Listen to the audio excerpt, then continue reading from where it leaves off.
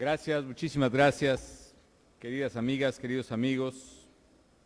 Congressman Lincoln Díaz-Balart, President of the Congressional Hispanic Leadership Institute. Chairwoman Ileana Ros-Lehtinen, Mr. César Conde, President of Univision, estimado José Díaz-Balart, distinguished guests, distinguished congressmen, señoras y señores. It is an honor for me to receive this award from the Congressional Hispanic Leadership Institute. I express my profound gratitude for this recognition and thank you for your tireless work in favor of Latinos in this great nation. Estamos muy orgullosos de ustedes, de su esfuerzo, de lo que han hecho por salir adelante y de lo que están haciendo por todos los demás hispanos en este gran país.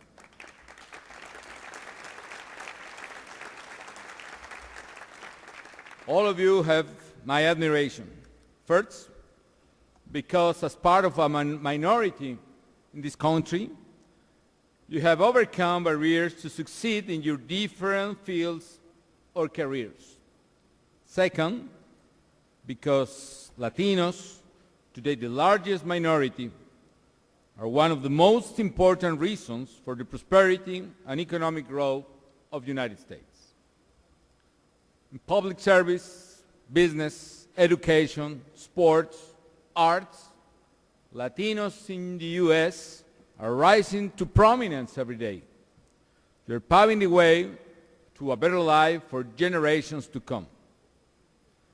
It will be impossible to understand the prosperity of the United States without the vast contribution of Hispanic workers. Déjenme decirles una historia. Algunos de los mejores productores de vinos de Napa Valley son de mi tierra, de Michoacán. Y cuentan los viejos que en la Segunda Guerra Mundial, cuando los jóvenes norteamericanos estaban luchando por la libertad de todos nosotros, ellos fueron invitados por el gobierno norteamericano a través del programa Bracero a trabajar en los campos y en la industria de Estados Unidos. Y así comenzó un largo camino que se recorre hasta hoy. I can understand the prosperity of the United States. And during the last century, that prosperity was absolutely correlated with the presence of Latinos and Hispanic people here in the United States. And there is today another example. The Social Security Administration, for instance, reports that it received between $120 to $240 billion in taxes from undocumented immigrants, and Latinos represent 36% of new jobs created in the U.S. economy. Moreover, Latino culture, from our great food to our songs, tradition, and arts, desde la música del mariachi hasta la pintura moderna, desde la cocina peruana hasta la música cubana, hasta, desde luego, los colores de todos nuestros pueblos, ya han sido adoptados y son parte de la pluralidad democrática de los Estados Unidos.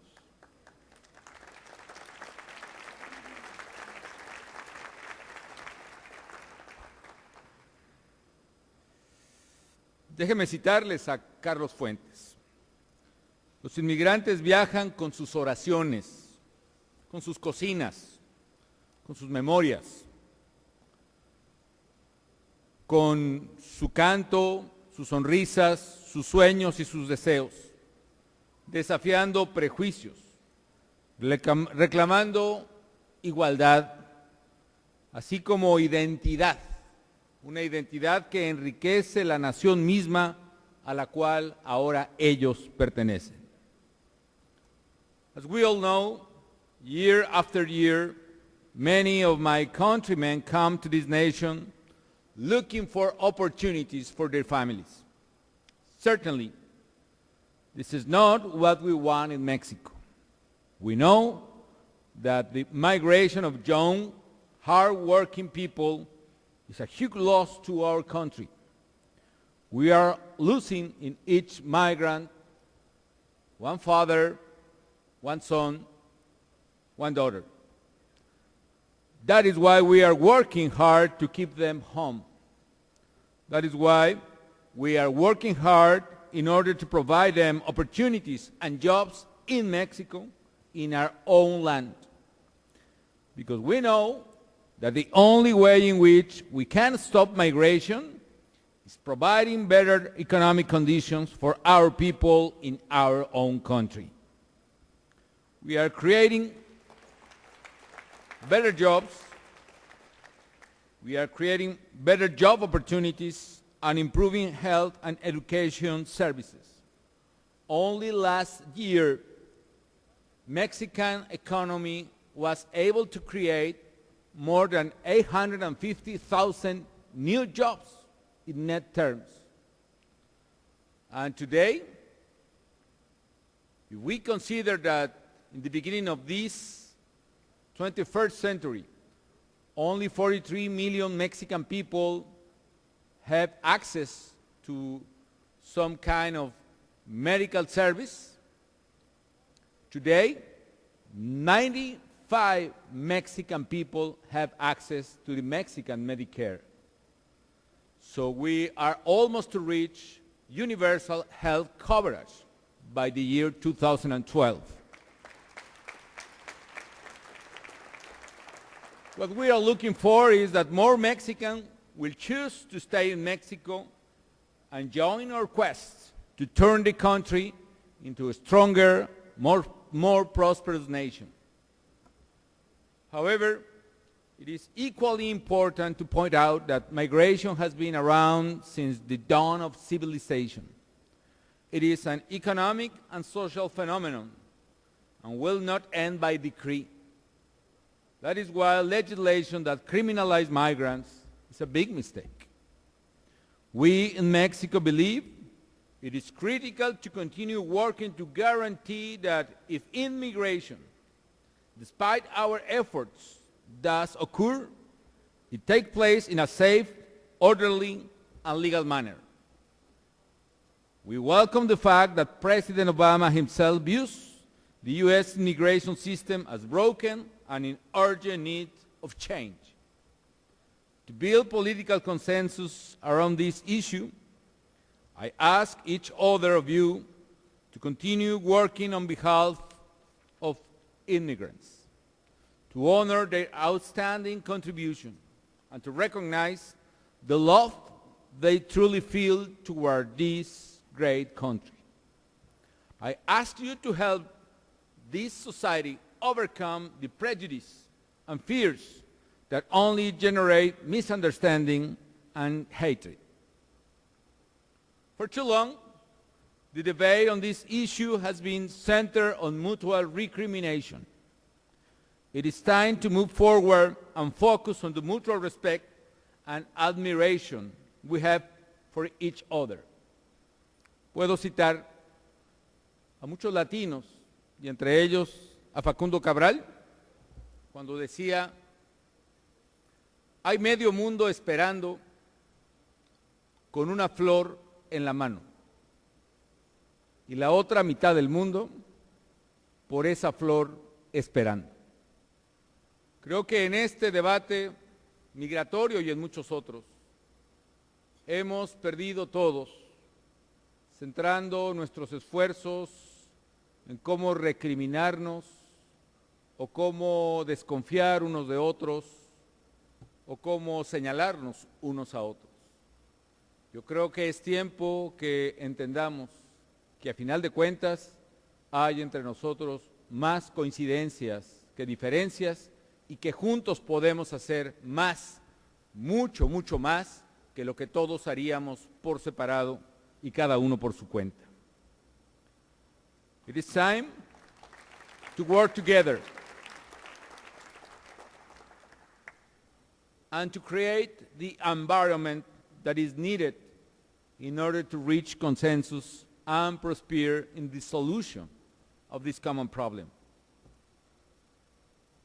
Hispanic migrants should not be seen as a threat, but rather as what they are: friends, allies, and hard workers. We all have to do our part to avoid hostility and hate. We must continue working to build bridges of understanding between our communities. Mexico and the United States are good neighbors, economic partners, and strategic allies because we share not only a long border but also common values such as democracy, freedom, family, human rights, and rule of law. However, Mexico and the U.S. have significant challenges that must be addressed together if we are to build a more prosperous future for our peoples. And let me mention two of these challenges. On the economic front, it is clear that our region is losing some of its competitiveness against Asia or European countries. NAFTA gave our region a huge advantage. It helped promote more than 10 years of economic growth. NAFTA created new jobs, better paid jobs in the United States and in Mexico as well. But we must integrate even further in order to gain a rightful place in the world economy. We must take advantage of the complementary nature of our economies. With Mexico being a labor-abundant economy and the United States a capital-abundant one, we have much to offer to one another. The closer we are, the more competitive we will be. In regard to security, cooperation between our countries must be strengthened. One of the most dramatic challenges Mexico is experiencing these days is its struggle to guarantee the rule of law. We are working to eradicate once and for all the impunity and corruption that have eroded our institutions during several years.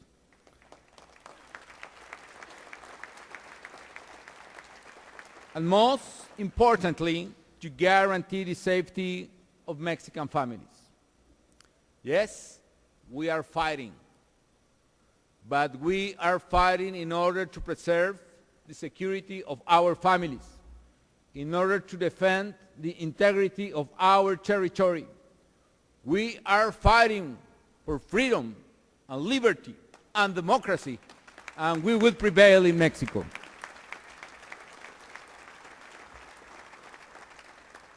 But we cannot afford to ignore the fact that this challenge has deep roots on both sides of the border. Just as we are taking revolutionary steps to solve this threat, we are asking Americans to do the same. We will never fix this problem as long as there is massive demand for drugs in the United States and illicit weapons flowing to Mexico. We need a safer border. American people want safer border, and Mexican people want safer border as well. And in order to achieve that, it is necessary to work together. It is necessary to stop weapons pouring into Mexico. We must confront this challenge together. I know how difficult is that. I applaud both President Obama and Secretary of State Clinton for publicly acknowledging the responsibility the United States shares in this matter. Mexico needs your continued help.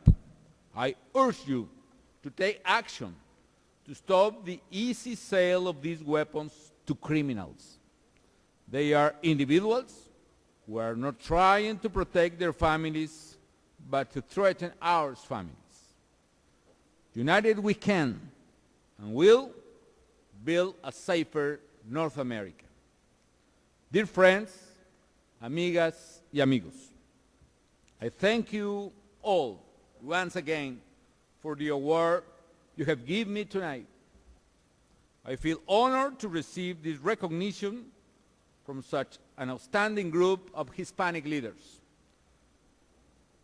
You are proud heirs to the extraordinary legacy of your ancestors who came to this country and transformed the United States with hard work, faith, and love of family. I invite you to continue working to improve the conditions of Latinos in this country and to help them to be recognized by the American society as the friends and allies that they really are. Yo sé que ustedes son ya una poderosa comunidad de liderazgos que está no solo superando la adversidad, sino transformando la realidad de este gran país. Sé que ustedes pertenecen a los Estados Unidos y sé que ustedes también son parte del alma de esta gran nación. Y por eso doblemente agradezco que siéndolo, tengan presente corazón, alma, sentimiento, donde están nuestras raíces comunes, donde está nuestro origen y donde está nuestra hermandad. I also invite you to continue sharing this heritage, the splendors of our traditions, and the generosity of our hearts with America and with the entire world.